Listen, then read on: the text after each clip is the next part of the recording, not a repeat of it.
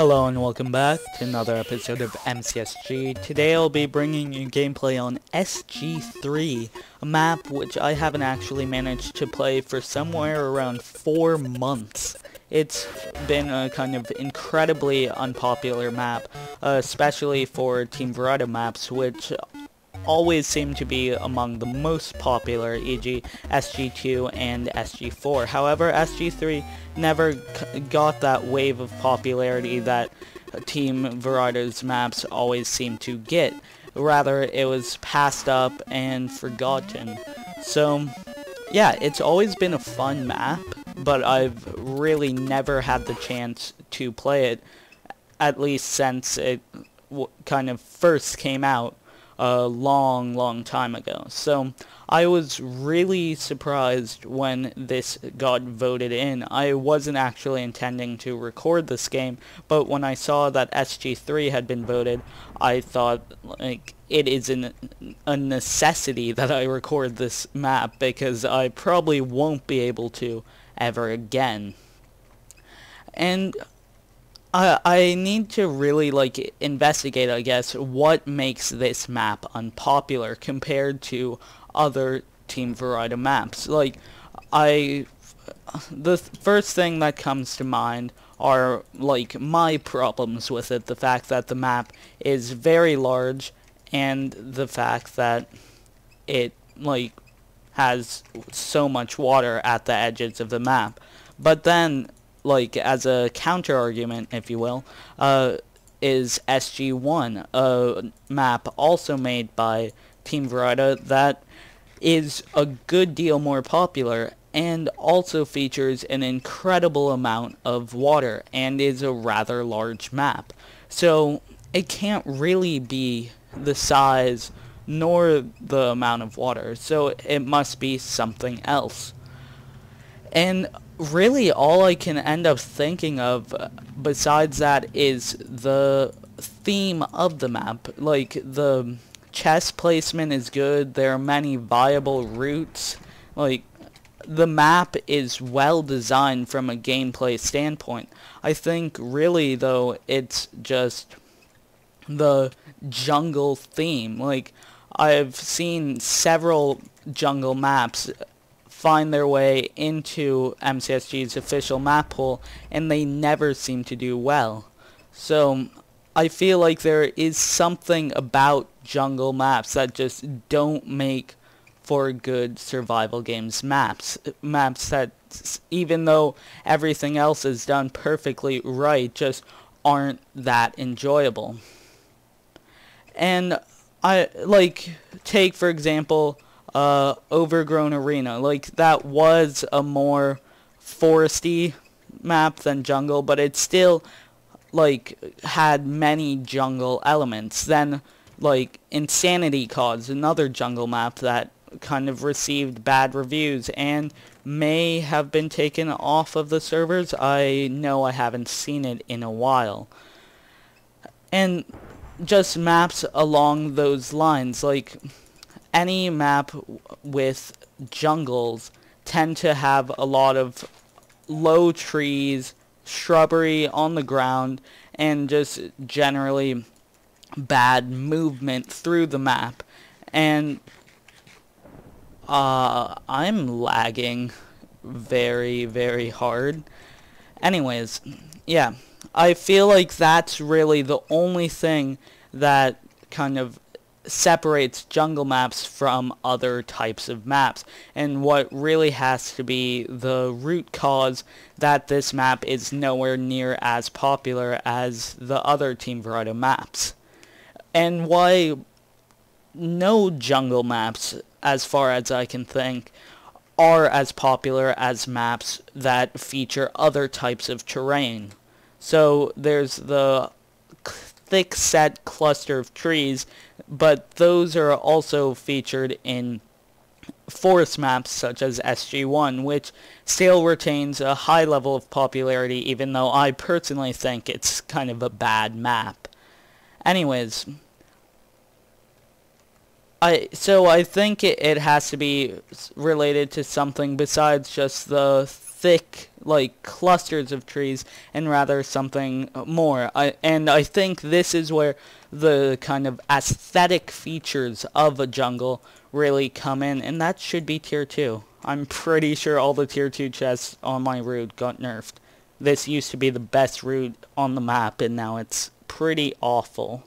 But that's what happened to pretty much all of the maps, so I shouldn't be too surprised.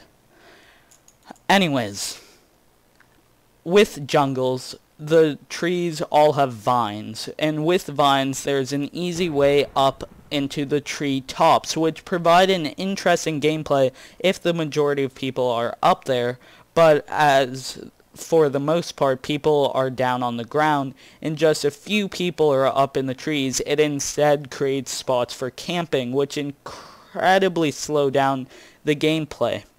Also, another aesthetic feature, the idea of like shrubs being along the ground, as incredibly featured in Insanity Cause. Not so much in this map, but it still is present. Movement is just incredibly hard. It like slows you down and generally makes it less fun to move around. Though here the map is less focused around just pure jungle, as in Insanity Cause, it does have very large mountains, which look fabulous. Like, from a terraforming aspect, they're great, but it's difficult to move up them, and if somebody does indeed go up them, then they are in, again, a very good spot for camping, which just drags out the game times and ends up with a possibly quite unenjoyable match. You will get long games on this map, and it's a question of, do people enjoy long games, and do people enjoy how they have to play in order to achieve those long games. Like, I personally don't mind long games. I, in fact, quite like large maps. However, I don't like maps where I'll have a long game where it is a pain to play on the map, where movement is difficult, where you have to cut through leaves, where you have to move slowly, where you can't just roam free, where it's hard to find people. Like, pretty much all things that are created as aspects of a jungle map. Like, for example, here, even though there's like nothing around here, I can really just frolic through the treetops, climb vines, go anywhere I want, which on the one hand is fun for about 5 minutes, but on the other hand just drags out the game because people will do that and you cannot find them.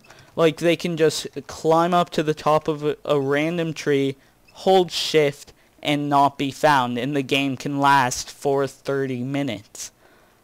So really, yeah, it just doesn't work when you have jungle maps where it's so easy to climb onto treetops and hide. They do look incredibly beautiful though. Like, I wish I had shaders installed, but sadly I don't have an updated copy for 1.6.2, but just think at how beautiful this would be with shaders, like these massive arches and mountains and waterfalls, and Team Verida knows how to terraform. Like, even though by a gameplay standpoint this map may not have been the greatest, it still looks really ridiculously beautiful. Like, even without shaders, it still looks nice. And if something can look nice in default Minecraft, no texture pack, no shaders, nothing, then you know it is a good looking map. And now a team of 2 I have to deal with. The best way to deal with the team of 2 on this map is not how I'm doing it. But actually, no, it is most definitely not how I'm doing it. What you want to do is keep them in the water, fishing, pulling them back, getting off arrow shots and occasional sword hits. You do not want to just run around in a circle where you will be just hunted down and destroyed and cut off and die a terrible, terrible death. Nor do you really want to run off into these tunnels, as you can see, they are incredibly small and you can be pretty easily killed there. If I was paying more attention, I most likely could have pulled off a kill, like ran out, come up on the trees, dive bombed in, got a quick kill.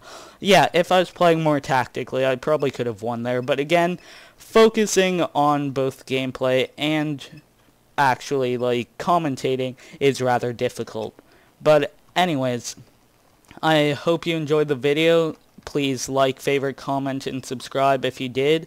And as soon as I dive off into the beautiful sunset, I'll see you next time. Bye.